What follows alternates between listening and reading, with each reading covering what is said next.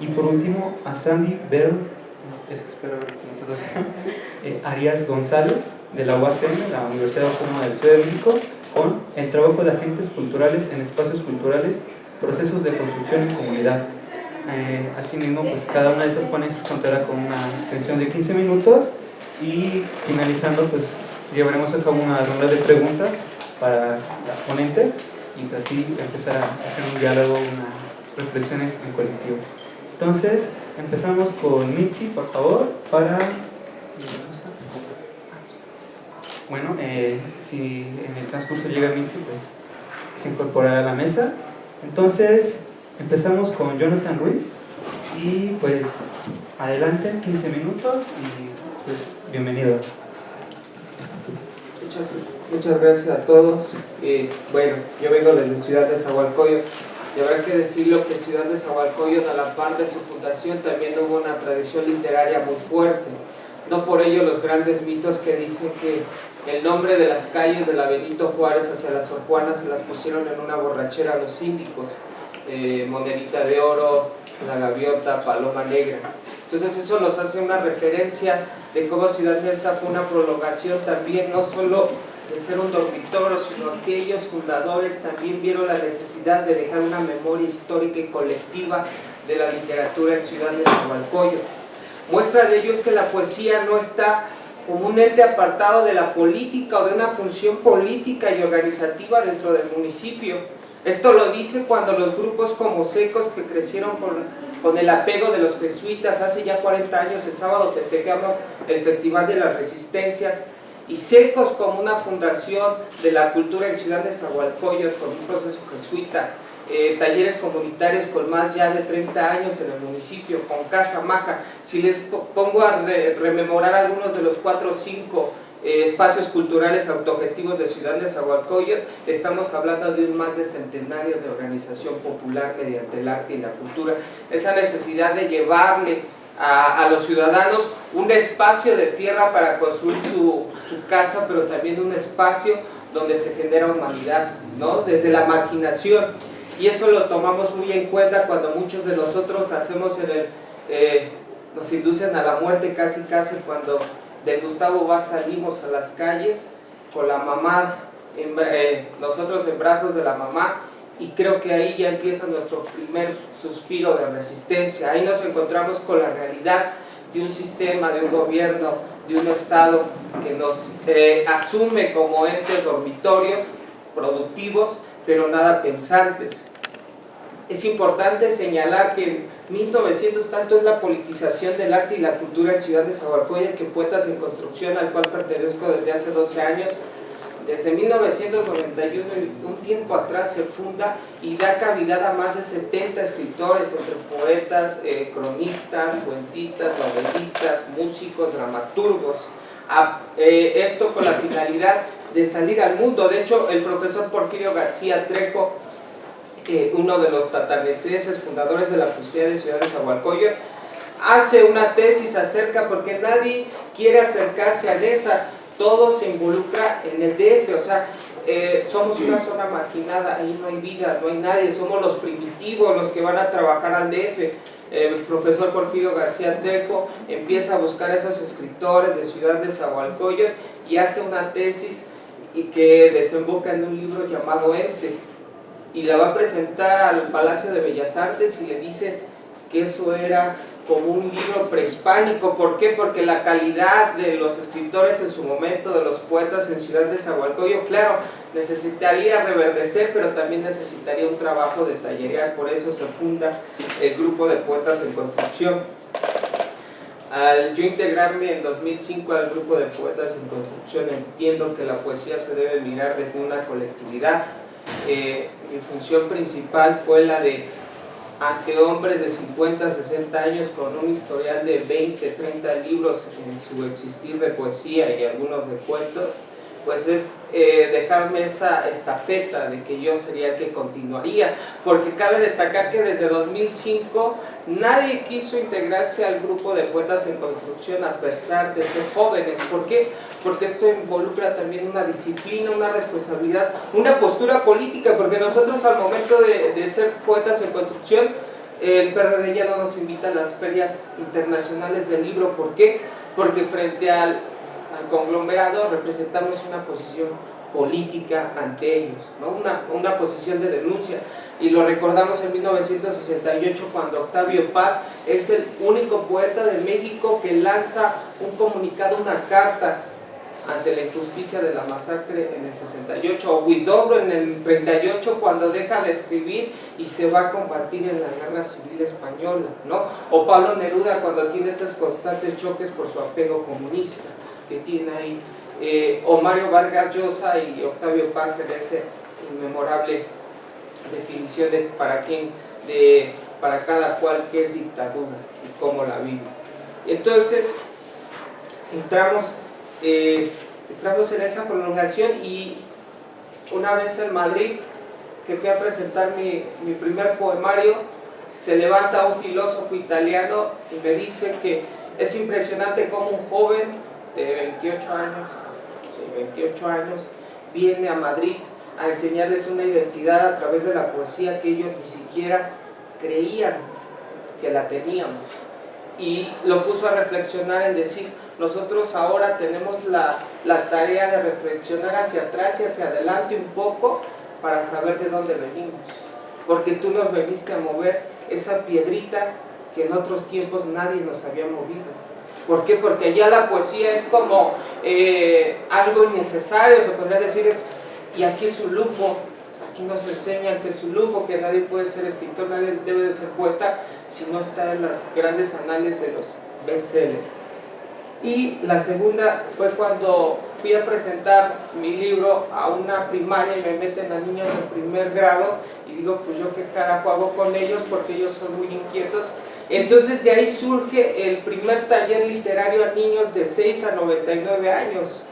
Nadie se había aventado esa lucha, porque todos queremos a todos sentados y tomando café y al último un vino y echándonos porras, pero enfrentarse a la sociedad, a los niños principalmente, de llevarles la literatura y ver la transformación que en ellos había. Recuerdo que los niños, de ahí seguí con ese proyecto y de hecho lo llevé a Europa, a 5 países de allá. Aquí fue muy difícil, solamente 2 escuelas, y eso, escuelas populares que tenía conocidos. Les dije, va, échenme la mano, déjenme chairear un poco y déjenme ver qué sale. Entonces, y no por reflejo, pero mientras en España se abrían 3 bibliotecas, y aquí me costó, me pedían, ¿y de qué color son tus calzones? ¿Y a qué horas comes? ¿Y luego qué haces? O sea, era llevarles hasta el acta de nacimiento de mi abuelito, ¿no? Y entonces lo que hice fue juntarme con una red que teníamos del Movimiento 132, y logramos mejor hilvanar una gira de 5 países en Europa que poder hilvanar aquí siquiera en Ciudad de Nezahualcóyotl, una gira en 5 bibliotecas de Ciudad de Nezahualcóyotl, ¿no? Ese es el gran problema que nos enfrentamos. La izquierda que está en el poder de Ciudad de Nezahualcóyotl no tiene la capacidad de ellos emprender una agenda cultural que nos incluya a todos, ¿no? Ellos ni siquiera en los cabildos, en los postulados, en los comunicados, no tienen esa necesidad, solamente se la pasan haciendo propaganda política, ¿no?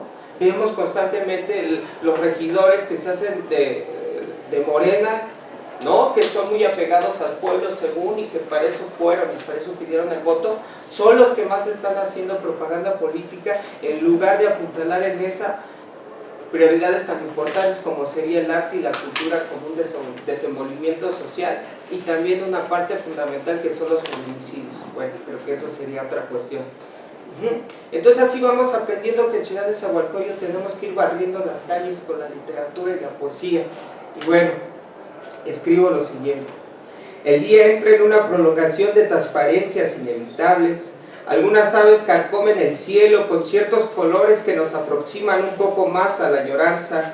Ese revuelo de tierra nos desata la memoria hacia la tradición literaria de Neza, hacia usos y costumbres apegados a la poética de sus orígenes. Somos toda esa poesía que muchos nos han negado, pero que aún deambula en el legado fundacional de su nombre, Nezahualcóyotl. Neza y sus calles, el aroma sepulcral del bordo de Xochiaca que siempre nos aproxima a la miseria. Nesa y el itinerario rebelde de sus resistencias que nos sumerge en un retroceder progresivo de sus letras, de su lucha, de su devenir arterial de metáforas. Somos un reflejo de lo que escribimos, una luz que emana de la muerte para dejarse caer en los huesos de las casas y abrir las ventanas al mundo desolado. Es andar como vagabundos en las calles de la imaginación, serpentear el amor en los recovecos de un anochecer enloquecido.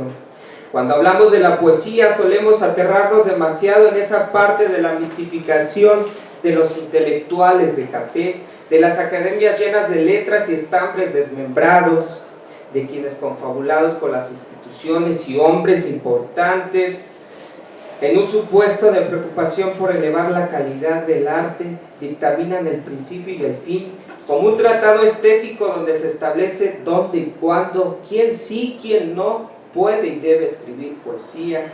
Yo no lo sé de cierto, supongo que en ese tratado vienen los elegidos a quienes celestialmente les llega su dosis de inspiración con un retoque de superioridad, de tal manera que sus procesos creativos se convierten en un encierro sobre otro encierro, en una soledad de encierros que de pronto mágicamente una luz viene a susurrarles la próxima gran obra.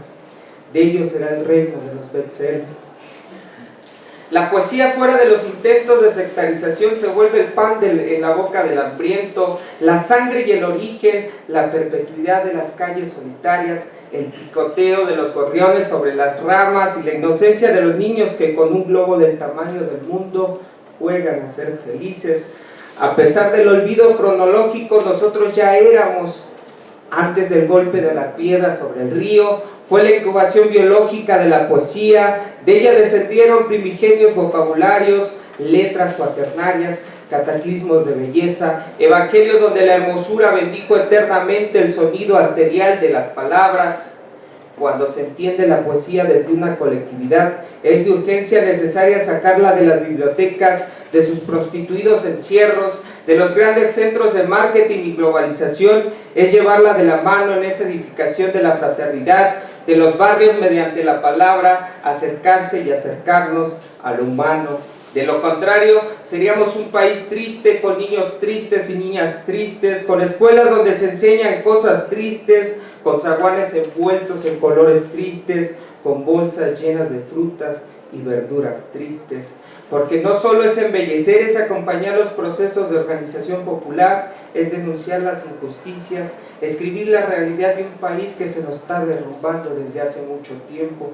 Por tal motivo, los talleres de creación literaria habrá que dárselos por igual a los niños de 6 que a los de 99 años. Los tendederos literarios habrá que colgarlos también junto a los calzones y las blusas. Las lecturas y los gritos de versos deben desestabilizar la cotidianidad y extenderse a lo largo y ancho de los tianguis, mercados y plazas en algún momento, porque ser de Nesa y no ser poeta podría bien ser hasta una contradicción de origen.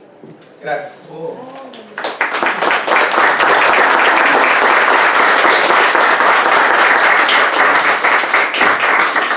Muchísimas gracias, Jorge. Jonathan, una noticia muy interesante que nos hace reflexionar y repensar justo una pregunta que alguna vez con amigas y amigos venimos como preguntándonos ¿por qué hacer poesía? Y más que nada, ¿por qué hacer poesía en la actualidad en un México que vive una etapa muy fuerte de violencia? Muchísimas gracias. Bueno, a continuación seguiremos con la ponencia de Jan y de Jessica. Entonces, pues seguimos.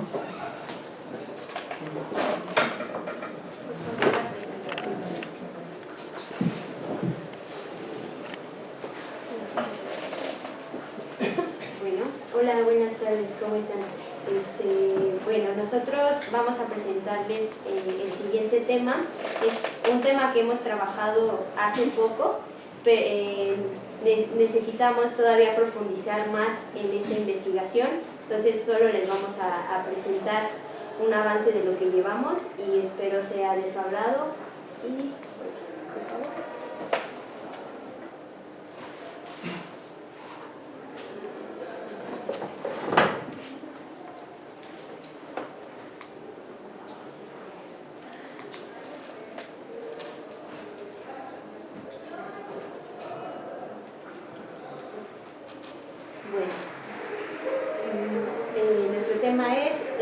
comunicación visual alternativa en las calles de la Ciudad de México, los barderos como mensajeros. Bueno, para hablar un poco, introduciéndonos a este tema, tenemos que hablar un poco de las manifestaciones culturales que hay en torno a la Ciudad de México, ¿no? Y la zona metropolitana, pero pues específicamente hablando a los temas de la calle y pues, de las barras, ¿no? Como tal. Entonces, pues, diferentes contextos surgieron con diferentes manifestaciones, ¿no? Ya tenemos los ejemplos del graffiti, tenemos ejemplos de murales, ¿no? Cada uno con su propia historicidad y su propia manera de ser, ¿no? Entonces, vaya, aquí lo que nos interesó fue el tema de los barderos, que pues, más adelante ahorita vamos a decir bien. O sea, estos son los encargados de pintar muros para diferentes usos y desusos, ¿no? Los barderos, como tal, escriben en nombre de alguna institución pública o privada, también ofertean la mercancía de alguna empresa, algún anuncio publicitario también, pero sobre todo también ellos hablan de una publicidad que es de tipo musical, ¿no? Esto llamado la publicidad sonidera, por así llamarlo, ¿no? Entonces ellos mayormente se encargan de pintar las bardas para invitarnos a todos a festivales musicales, ¿no? Ya sean de tipo sonidero, de salsa, cumbia, ¿no? En los barrios, o también grupero, ¿no? En algunos que no son barrios, como algunos pueblos o algo así, pero pues también se encargan en el rock, ¿no? Para otros tipos de música. Entonces, pues el auge de los barderos nace con justamente el sonidero. Entonces esto es en la década de los 80 aproximadamente, con la necesidad de pues estos grupos musicales que se estaban forjando apenas su propia identidad. Se pidieron a diferentes diseñadores gráficos o pues, a la banda que sabía dibujar que les dibujara su propio logotipo, ¿no? como sonidero. Entonces, a partir de ahí se crea una necesidad por exponer su identidad, ¿no? Entonces, pues un ejemplo primero de ellos es el sonido Polimar, que pues nace haciendo volantes, ¿no? Estos los repartía pues, en sus eventos musicales y pues a la gente le llamaba mucho la atención, decía, órale, qué chido, ¿no? Está muy sacado de este lugar, ¿no? Porque justo representaba como que unas escenas de tipo futurista o de otras encarnaciones espaciales, yo qué sé, ¿no? Entonces, a partir de ahí, pues, a muchos sonideros o grupos de baile grupos musicales digo, les empezaron a llamar también la atención estos, ¿no? Entonces, ahí les siguió pues, diferentes sonidos que hoy en día son un boom, ¿no? Como la changa y sonido pancho, ¿no? O sea, diferentes tipos de sonideros que pues, a partir de ahí pues, ya hicieron como que también forjar su propia identidad y plasmarla, ¿no? En un logotipo, ¿no? Y pues, ya con sus propios colores, con alguna bandera o algo que les llamaba y les gustaba la atención, ¿no?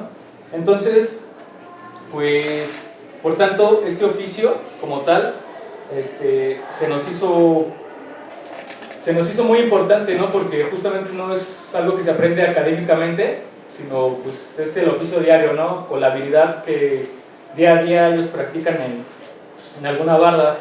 Entonces, pues la mayoría de estas bardas son ocupadas en la informalidad y pues algunas de ellas son rentadas por las personas que ocupan las casas, las bardas, o pues algunos son lotes baldíos en los que ahí llegan y pues no, luchan por la barda, ¿no? Entonces, pues de alguna manera también es un tema pues, que está en la ilegalidad, por así llamarlo, ¿no? Entonces, también vale la pena destacar que pues muchas de estas bardas ocupan los espacios de zonas populares, ¿no? O sea, no encontramos pues mismas bardas en alguna colonia del centro, no sé, la Roma, la Condesa, a diferencia de la delegación Iztapalapa, que pues cada 10 metros, ¿no? Cualquier barda está ahí pintada, ¿no? O igual en Nezahualcóyotl, ¿no? La zona metropolitana de aquí del Valle de México. Entonces esto se vuelve como un MP3 visual, por así llamarlo, en el que también se ve plasmado ahí como la gente tiene pues diferentes usos de su espacio, pero ahí también es donde plasman qué tipo de música escuchan, ¿no? O sea, la identidad del barrio, ¿no? Qué es lo que va surgiendo ahí, qué es lo que propone el barrio, ¿no? Qué es lo que quiere escuchar. Entonces, pues, Hoy en día esto se vuelve una expresión sumamente importante porque, o sea, a partir de la interculturalidad y la mediación, pues no podemos dejarlo de lado, ¿no? Tenemos que también proponer alguna idea para saber qué hacer, ¿no? O sea, no podemos dejarlos en el tema de lo ilegal, pero pues también no podemos quitarlo, ¿no? Porque forman parte de una identidad personal de cada uno de los ciudadanos, pero también de una comunidad. Entonces, pues, ahí es donde entran los valores comunicativos, ¿no? De los que más hablaremos. Bueno, este oficio también tiene este valor comunicativo, como ya lo mencionó Jan, y que pertenece a la comunicación visual. Por comunicación visual entendemos que es una disciplina la cual comprende los procesos de comunicación en los que se emplea el medio visual y, bueno, independientemente de la tecnología empleada, y entre los que destaca la fotografía, la visualización de información, el diseño, en especial los objetos de diseño gráfico, y el diseño de los signos alfabéticos, la tipografía. Entonces, algunos elementos o características de la comunicación visual es que los mensajes llegan a un mayor número de personas, el diseño en sí tiene un carácter comunicativo, por eso les hablamos un poco de la historia de cómo surgió el diseño de las agrupaciones. Y bueno, en la comunicación visual es muy importante el contexto y la imagen en su totalidad. ¿Por qué el contexto?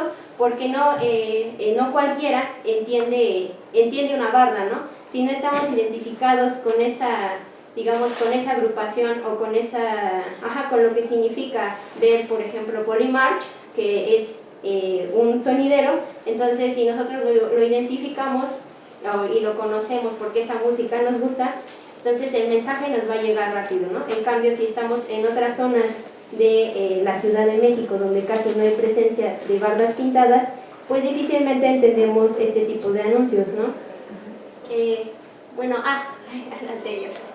Bueno, entonces por eso comprende un proceso comunicativo, porque cuando ves una barda se te está invitando a un evento próximo, a un evento musical, ¿no? Se anuncia solamente el nombre, el lugar y el lugar en donde va a ser el evento musical, y también se anuncia como por ejemplo la venta de boletos en algunos casos, ¿no? Y la rapidez, la efectividad que tiene este tipo de mensajes en las bardas es pues esa rapidez, ¿no? Usualmente están en puentes, calles, avenidas, en algunos lugares abandonados, y justo por el tránsito vehicular es más fácil que llegue a más personas, ¿no? Entonces, aunque no quieran, lo vemos día a día. Algunas personas que viven en las periferias me podrán decir que han visto este tipo de anuncios. No sé si todos aquí en este foro hemos visto esta presencia de bardas, ¿no? Y bueno, la siguiente, por favor. Bueno, aquí vemos, por ejemplo, algunos. Este es un anuncio en San Juan Ixtayopan, delegación Tláhuac, para evento que se llevará a cabo en San Lorenzo Tezonco, delegación Iztapalapa, ¿no? Entre delegaciones se invita a la comunidad, entre localidades, entre barrios, ¿no? Los organizadores o mayordomos de las ferias patronales invitan a la gente unos meses antes o días antes para que asistan al baile de la feria patronal. Por ejemplo, aquí estas bardas están en los bajopuentes de la delegación Santa Marta, en Iztapalapa. No sé si algunos han notado la presencia de estas bardas. Por favor, lo siguiente. Bueno, de igual manera, las bardas se diferencian de otros anuncios, de las revistas, de los espectaculares, de la televisión, ¿no? De los periódicos, que requieren mayor recursos económicos para su elaboración. Es así como el mundo de la gráfica sonidera, la pinta de bardas, tiene un sitio destacado. Los barderos aprovechan las bardas como medios de comunicación. Siguiente, por favor. Y también, pues desde luego, hay algunas problemáticas que hay en este oficio. La principal, pues, es la falta de espacios. Debido a eso, es decir, bardas para pintar, debido a eso, pues, entre grupos de barderos se pelean, se disputan continuamente la lucha por estos espacios, ya que es muy difícil encontrar un espacio libre. Como lo comentó mi compañero, pues tienen que pedir permiso o muchas veces utilizan lugares que están abandonados, justo porque como también, bueno, ahorita les traigo, bueno, siguiente. Bueno, aquí vemos un ejemplo, siguiente, de una advertencia que se hacen entre barderos. Y dice, vuelves a borrar, te vemos y en tu nariz te pegamos, no es juego, ya no te dejaremos, estás advertido. Entonces está al lado como de la barda que pintaron, y es muy interesante cómo ya empieza a ver como estas advertencias, ¿no? Para comprender un poco mejor esta situación de la falta de espacios, pues es necesario que entendamos también un poquito el fenómeno de gentrificación. Entendemos por gentrificación un proceso de sustitución de una población por otra de mayores ingresos, reconfigurando el territorio mediante inversión del capital y transformando las prácticas de uso y consumo del espacio. Pues este es un fenómeno que se sigue expandiendo cada vez más, y recordemos que bueno, los espacios que eran públicos ahora cada vez están siendo más pertenecen a la propiedad privada, y eso significa que el espacio va a ser vigilado, va a ser cada vez más cuidado, ¿no? Inclusive hasta por cámaras de seguridad. Entonces esto también implica que los barderos no pueden hacer uso como de los espacios tan libremente como lo hacían anteriormente, ¿no? Siguiente.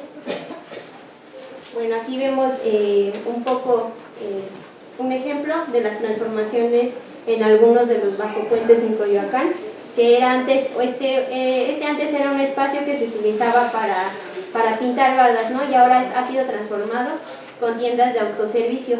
Y es muy interesante cómo se manejan las políticas públicas en estos espacios, ¿no? Cómo se va haciendo el cambio de la imagen de la ciudad urbana, ¿no? Como hacer lucir una ciudad más segura, más tranquila, con este tipo de tiendas. Bueno, otro conflicto que causa a los barderos es la legalidad y de su oficio, pues debido a la falta de su reconocimiento por esta labor.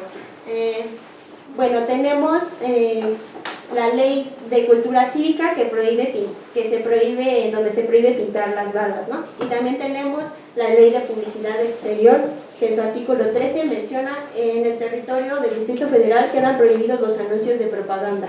Bueno, ese es un ejemplo, para que entendamos un poquito la legalidad. Siguiente, por favor. Bueno, y otro problema pues es la estigmatización social. Justo porque este tipo de manifestación cultural se encuentra en algunas zonas marginadas o en las periferias de la ciudad, pues es discriminada, ¿no? O es estigmatizada este tipo. Inclusive pues es molesto, para muchas personas ver como las bardas pintadas. Sin embargo, pues es una necesidad, y ahora vemos que es un medio de comunicación, ¿no? Entre comunidades que quizá no tienen acceso a internet o no tienen otro tipo de medios de comunicación. Siguiente, por favor. Bueno, aquí. Bueno, en este... Y bueno, en este sentido, pues el hecho de que un lugar sea estigmatizado, pues es una buena justificación para que se elaboren políticas para transformar el espacio público y ahora sea como más bonito, ¿no? Mejor visto, y pues hay que quitar las bardas que están pintadas así, rayadas. Pues ¿por qué? Pues porque dan mala imagen a la ciudad, ¿no?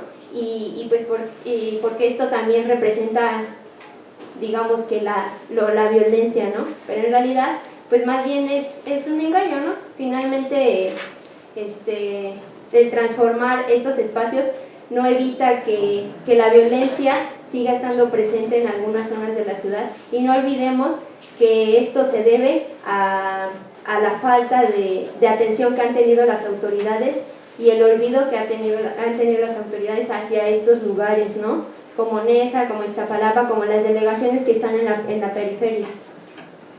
Sí. Bueno, a manera de conclusión. Bueno, pues las conclusiones pues radican en varias cosas, ¿no?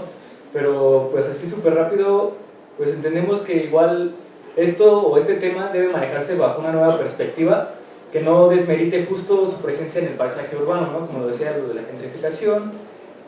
Pues obviamente el carácter que sea público los convierte en tatuadores de la ciudad, porque pues, no podemos pasar en la calle y pues, dejar de ver, ¿no? O sea, no podemos taparnos los ojos cruzando las avenidas, ¿no? Entonces eso es algo que debemos tener presente siempre, no más de lo físico. Pues esta falta de bardas no solo afecta al empleo, sino afecta a la comunicación entre las mismas comunidades, ¿no? Porque pues, un festival que se arma en tal delegación, pero se escribe desde tal delegación, pues ahí se invita a la gente, ¿no? Y une lazos comunicativos también. Entonces, pues este tipo de manifestación también genera sus propios significados culturales, justo porque radican esa resistencia, ¿no? en la que hay que sobrevivir al espacio. Entonces, pues hasta aquí son nuestras conclusiones y pues muchas gracias.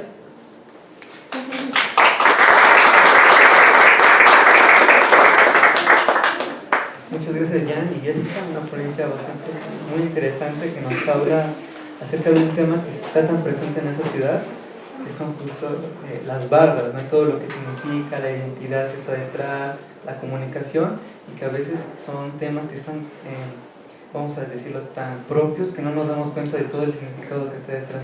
La verdad es un tema muy, muy interesante. Muchas gracias. Y así seguimos con la ponencia de Mónica Araiza.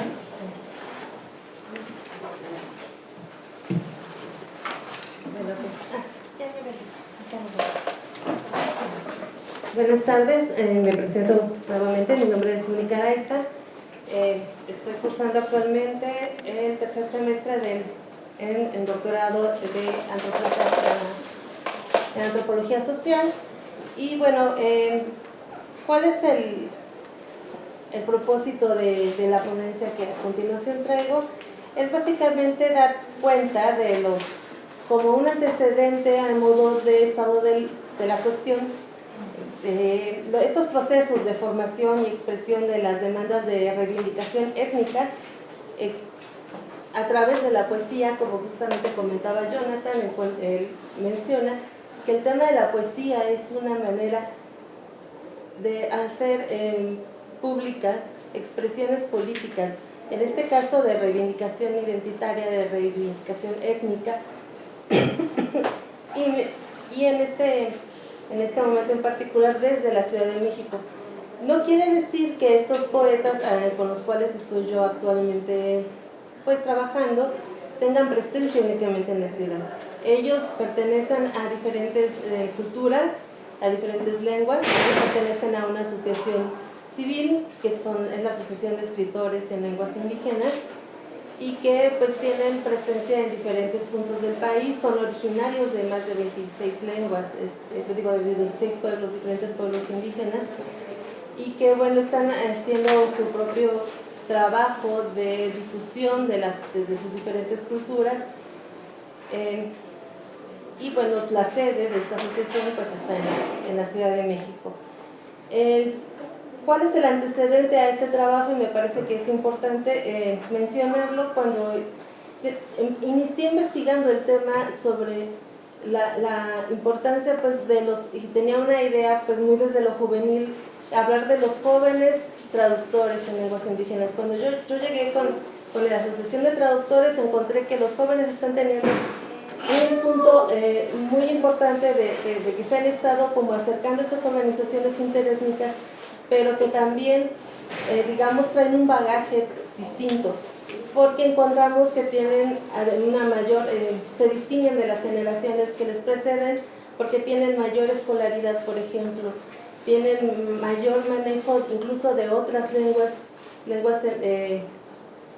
extranjeras incluso, y que en un segundo momento, o digamos, tienen como este interés por la gestión, por la promoción cultural, por la producción, o un poco al mismo tiempo, porque como ustedes bien saben, de pronto la gestoría, la producción están casi de la mano, ¿no? Justo por la falta de apoyo y de las políticas públicas en materia de cultura en nuestro país y en nuestra ciudad.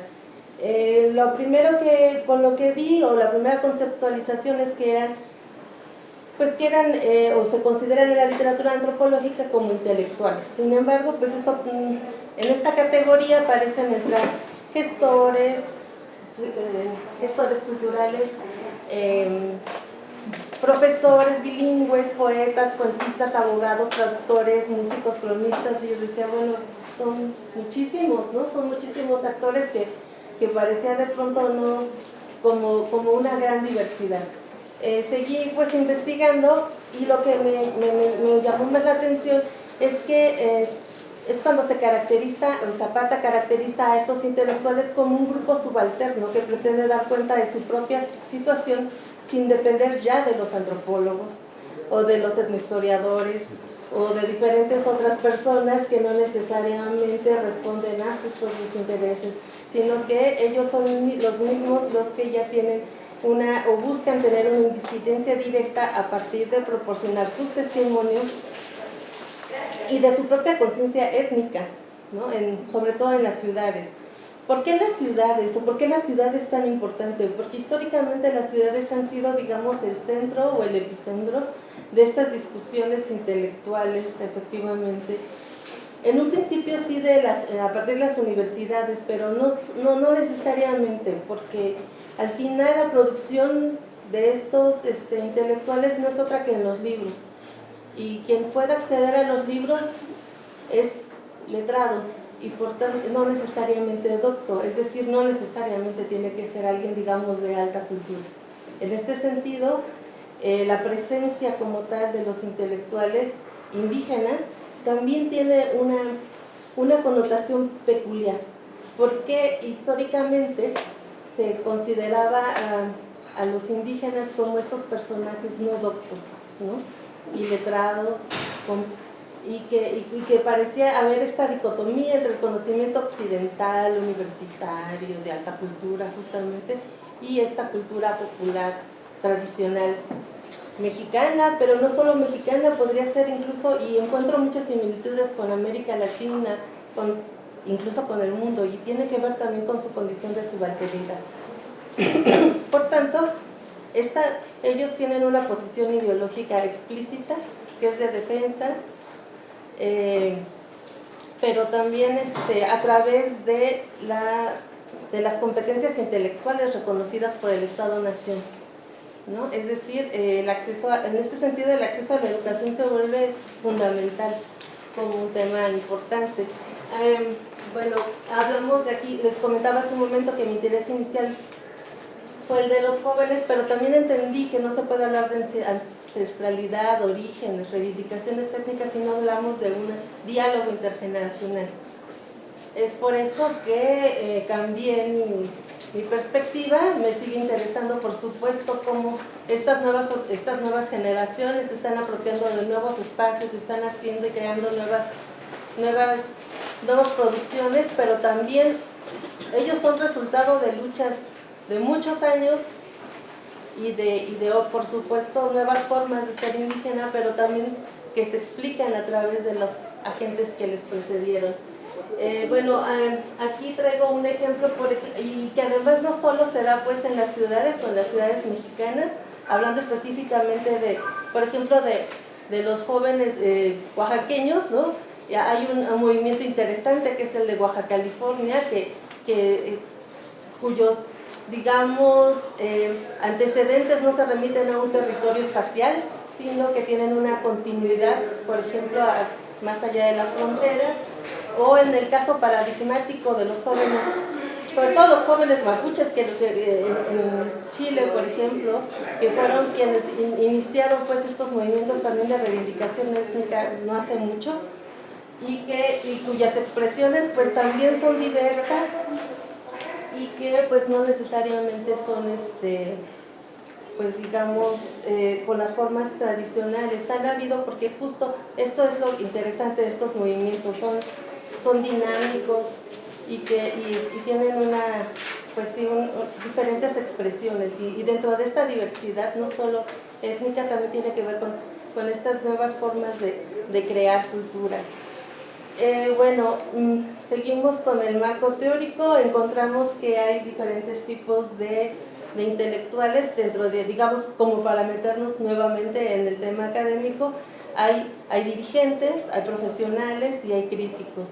En los dirigentes, son sobre todo los dirigentes de las organizaciones indígenas en las ciudades, cuyo carácter fundamental, y desde hace algunos años ha sido sobre todo de carácter interétnico.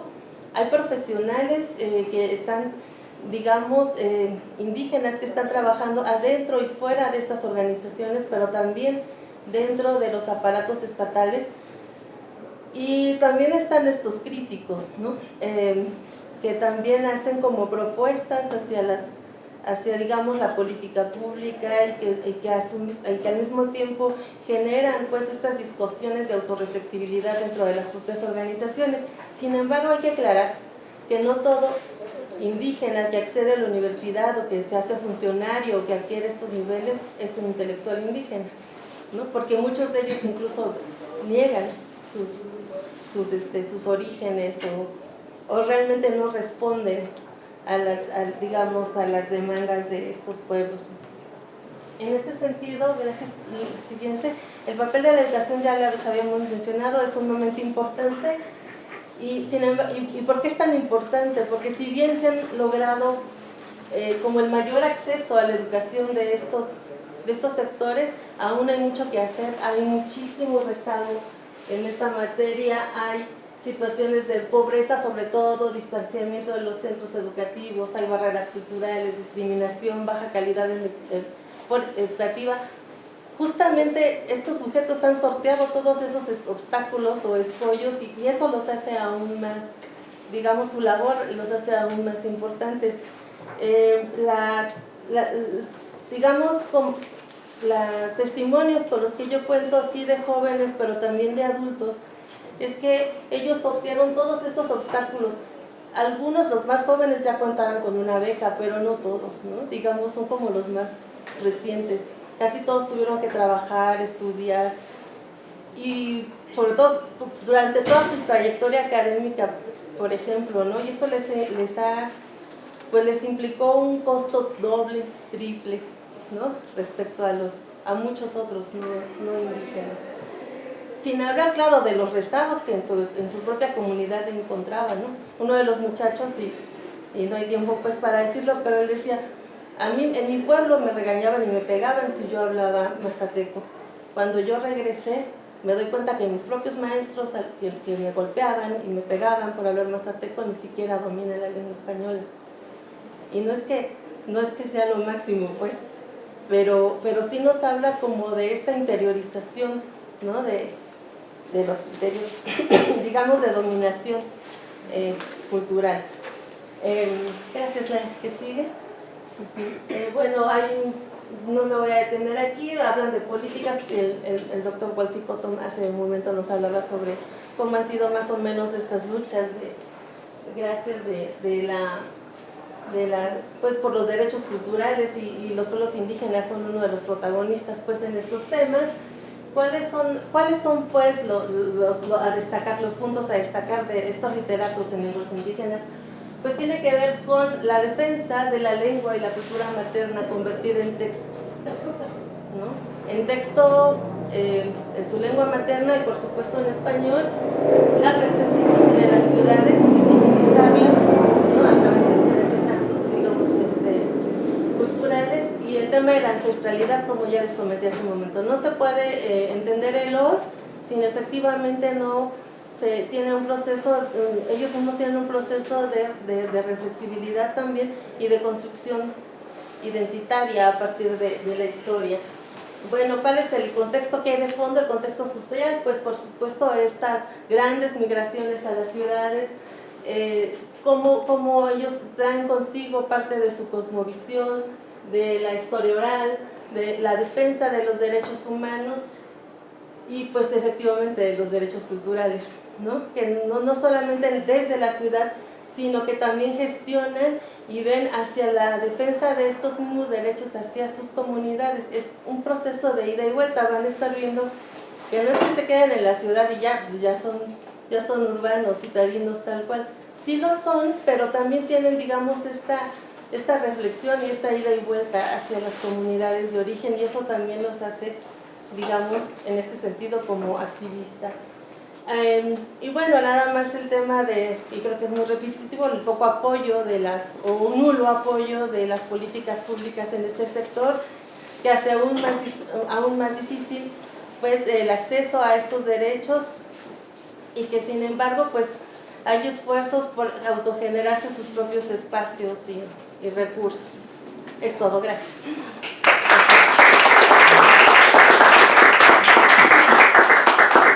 Gracias, Mónica. Igual una ponencia que nos permite hacer reflexiones desde distintos puntos de vista. Hablar de las lenguas originarias en México es todo un tema donde se viene a la mente discriminación, inclusión, trabajo para la interculturalidad, la integración social y todo lo que significa México, 68 lenguas originarias que se hablan cada una con variantes que se puede contar como dos lenguas completamente distintas. Esto nos da un resultado casi de 364 lenguas, aunado a lenguas que con las migraciones a nivel internacional llegaron a México, como el chino, el coreano y bueno, más el español. Y precisamente es todo un reto poder en este tema de las lenguas originarias en poesías, y precisamente retomando una vivencia. Durante el marco del Día Internacional de los Pueblos Indígenas, hubo una mesa donde justo se dialogó ese tema, y justo lo que salió fue algo muy interesante, que a pesar de todos los retos que justo acabas de comentar, México es uno de los lugares donde más se está apoyando la creación literaria en lenguas originarias, y que bueno, es un pequeño paso a un camino por todavía andar, pero es un tema que justo se puede hacer una gestión cultural e intercultural bastante rica. Bueno, a continuación seguiremos con la ponencia de Sandy Arias.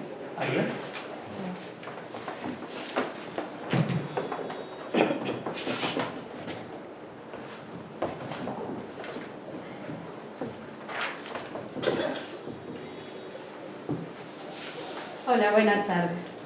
¿Cómo están? Bien.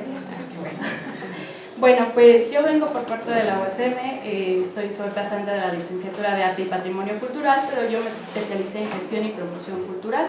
Y bueno, pues me interesa rescatar algo que son los espacios culturales. ¿Por qué es importante? Bueno, pues este análisis que yo hice es a través de un trabajo en colectivo, no solamente es mío, sino también de algunos compañeros a grupos culturales como la RECO, Pantitlán, El Molino, la Gustavo Madero, con el señor Atenco, con Mejoramiento Barrial y Presupuesto Participativo. A ver si... Bueno, aquí pongo un mapa, este mapa de la Ciudad de México, donde están las áreas verdes. Las áreas verdes anteriormente en los años 70 pues eran más, y actualmente ya están utilizados para la recuperación de espacios abandonados. Bueno, pues ustedes ven que algunas delegaciones pues están en la mancha urbana que en otras. Bueno, ¿quiénes son los agentes culturales? Pues ahí pongo un poco sobre los promotores y gestores culturales, que son agentes que van trabajando con la comunidad, que no simplemente están solos, siempre tienen que trabajar en comunidad, ya sea en un territorio, en un área digital, en una forma educativa, inclusive dentro de la universidad, dentro de la escuela, también hacemos comunidad. Y bueno, pues no me voy a detener mucho con algunos conceptos porque tengo 61 diapositivas y pues no me daría tiempo, ¿verdad? Bueno, pues la gestión para mí es como la administración de los recursos que baja un gestor, para mí. Y el promotor es ese que hace esas estrategias y vinculación más con la comunidad. No digo que el gestor no lo haga, sí lo hace, pero él interviene más con instituciones públicas y con la comunidad. Bueno, pues los espacios culturales en la comunidad. ¿Por qué es importante saber esto sobre los espacios culturales? Porque a veces son baldíos que son abandonados, que nadie les hace caso, que se vuelven basureros. Los espacios ahora culturales pues tienen un proceso largo, no es un proceso de un corto plazo, sino no son de 2 o 3 meses, es un proceso de años. Traigo este caso de Anáhuac, que es un compañero que es de la Red Cultural Oriente, que intervienen en unos espacios de unas unidades habitacionales, y es precisamente quiénes son los que ocupan esos espacios. espacios. ¿Quiénes son realmente? ¿La delegación, los compañeros que son de estudiantes o es la misma comunidad? Pues realmente utilizan la misma comunidad. Son zonas en donde ellos son y quieren hacer algo, ¿no?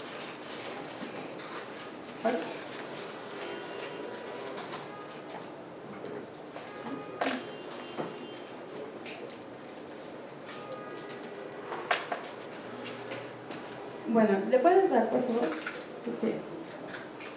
Bueno, pues aquí hay un pequeño antecedente de 1989 y cómo después de 5 años después es la transformación. Estamos hablando de 1994, cuando ellos tienen ese proceso de decir vamos a recuperar nuestros espacios, estos espacios que son abandonados por las delegaciones y que a veces el mismo espacio público sí es intervenido por diferentes actores. Puede ser la delegación, un tianguis, puede ser un evento cultural, una misa, una celebración, todo lo que se puede involucrar en un espacio público. Mientras que ciertos actores, agentes culturales, retoman ese espacio y lo convierten en un espacio de convivencia, un espacio comunitario, un espacio de recreación o un espacio cultural, dependiendo de las categorías que la misma comunidad o las mismas personas lo tomen. ¿Y por qué es importante? Porque a veces ciertas personas o ciertos delegados, ciertos políticos, toman esos espacios y son secuestrados y ya no dejan que la misma comunidad siga trabajando ahí. ¿Y qué sucede? Se cae el trabajo y el proceso que trae la misma comunidad. Bueno, pues aquí hay una pequeña explicación de estos chicos, que es el desarrollo integral comunitario. Ellos dicen que es la educación, la economía, la salud y la comisión de cultura. Estos desarrollos que ellos toman, estos puntos son elementos importantes para seguir adelante. No solamente ellos retoman 4 puntos o 4 ejes, toman más. Pueden ser desde la ingeniería, desde lo visual, el trabajo en común, porque realmente el trabajo comunitario es el trabajo y el bien común. Bueno, pues aquí hay una foto de cómo ellos van trabajando en ese proceso y ellos van diciendo qué es lo que pasa, ¿no? Cómo estaban las aulas, pues que no eran condicionadas debidamente, que eran aulas improvisadas, que hacían los eventos en la calle. Ellos empiezan a hacer inauguraciones, talleres, y eso es lo que realmente hace que los espacios se transformen y que la gente cultural, ya sea animador sociocultural, gestor o promotor, tallerista, tengan esa oportunidad de trabajar con la comunidad, con la gente, porque a veces hacen referencia de que sí soy promotora, soy gestora cultural, pero a veces no hacen un diagnóstico debido al territorio. ¿Y qué pasa? Los procesos o los proyectos que ellos tienen se caen y a veces la misma comunidad de cierto territorio lo saca. Entonces hay una baja demanda y ¿qué sucede? Pues cierta situación pues hace que carezca de una participación mayor, ¿no? Una participación con la gente y con los agentes culturales. Bueno, pues aquí está otro ejemplo. Ellos hacen una integración. ¿Cómo se van a integrar, no? A través de colectivos, red de círculos culturales, red de círculos culturales de Oriente y Iztapalapa. No solamente de Iztapalapa, sino de Iztacalco, de Nesa, tienen vínculos muy grandes.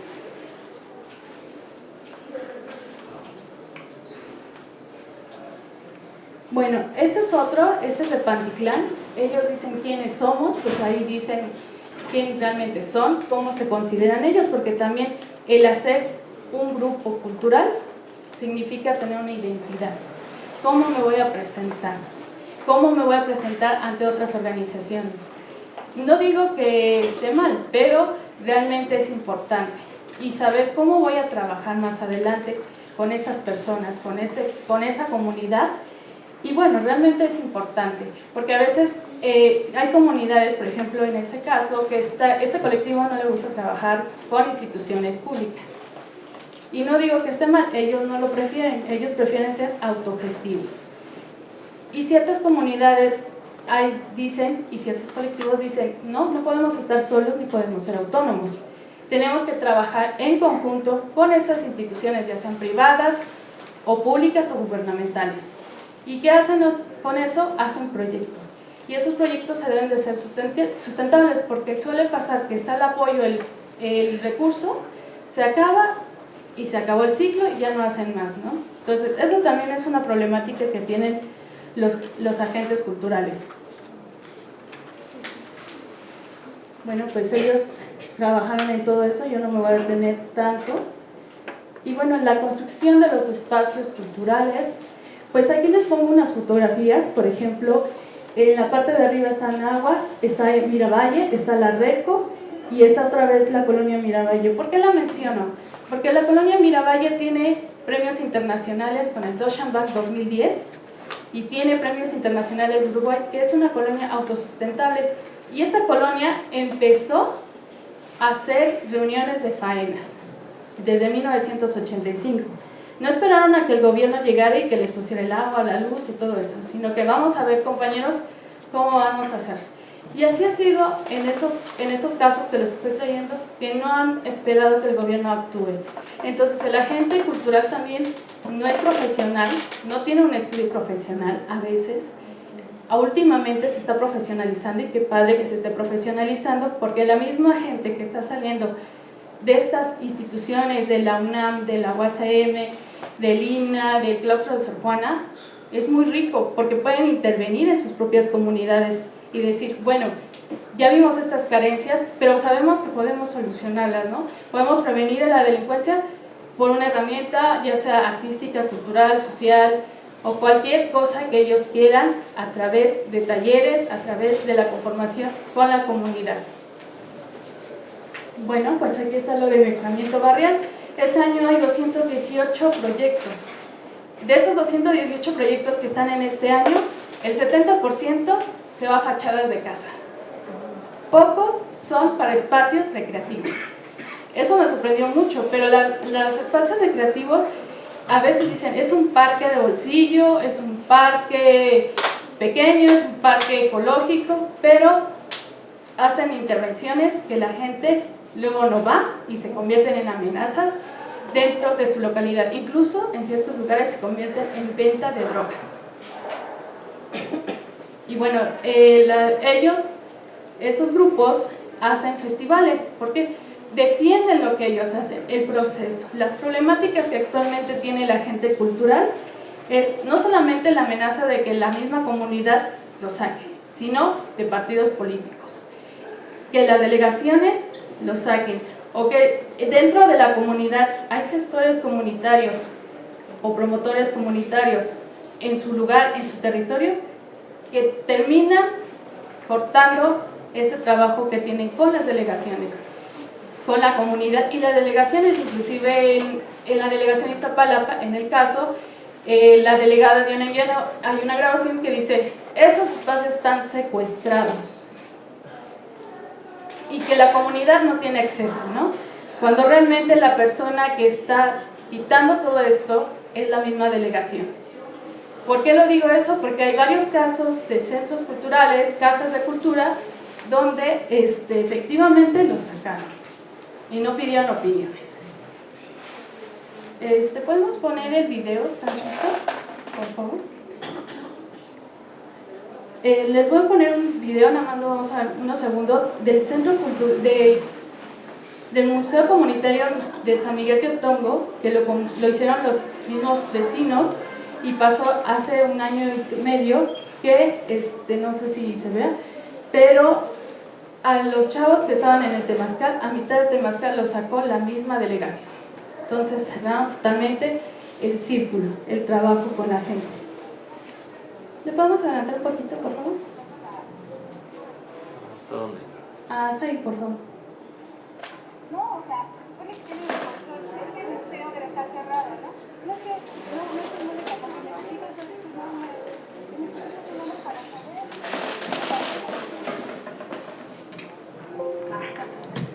Pero estamos aquí. No se escucha.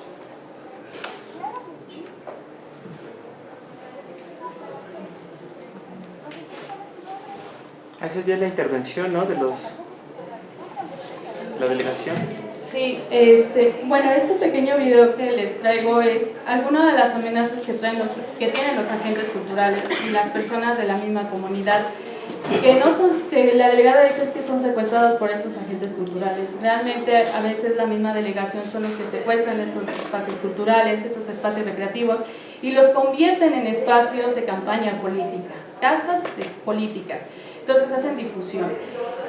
Voy a seguir rápido porque creo que ya tengo poco tiempo. Ok, bueno, no me voy a detener mucho con los presupuestos participativos, que también es importante que ustedes sepan si están estudiando gestión y promoción cultural. Es muy importante que ustedes sepan para qué están dirigidos, cuáles son los objetivos generales. Y, por ejemplo, esta es una propuesta que se hizo en la colonia de Miravalle. Ese era el proyecto original, pero realmente lo dejaron de donde está ese segundo árbol seco hacia allá. Ya no siguieron con la continuidad. ¿Por qué? Porque tenía que valerse con la delegación. La delegación, por ser de PRD, y piensa que los agentes culturales también llevan camisetas de algún partido político, hace que no se siga en ese proceso. Realmente en Iztapalapa piensan que la agente cultural es el Morena, ¿no? Pero realmente no. Y bueno, pues sigo rápido. Este es el proceso de Miravalle, un espacio baldío que ahora es un comedor comunitario, un foro cultural. Retoman a los artistas comunitarios, aquí eran piedras, pues ahora ya es un kiosco donde se hace fomento a la cultura. Este es el Centro Cultural Calmeca, hay un espacio para chavos, actualmente ya hay un salón de música y este es el proceso que ellos han hecho, inclusive desde rescatar el baldío.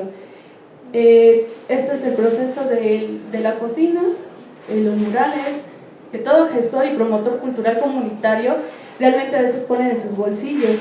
Y bueno, esta es otra situación de la casita del pueblo, que también la casita del pueblo, que no son personas que no son del pueblo originario, administran ese espacio y lo sacan. Como no eres de originario, pues vas para afuera, ¿no? Entonces, todo esto lo que está pasando realmente es una problemática.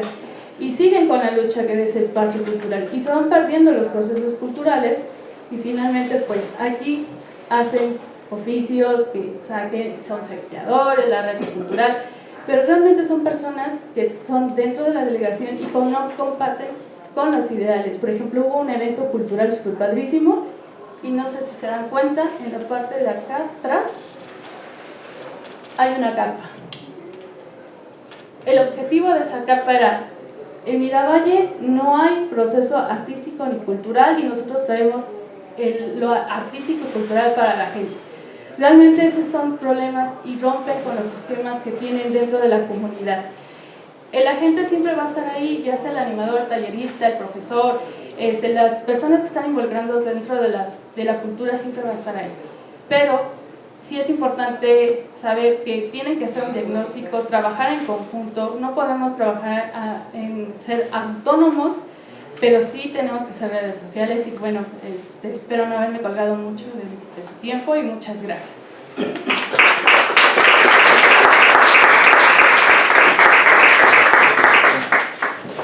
Muchas gracias, Sandy. Una pregunta bastante, todas las ponencias muy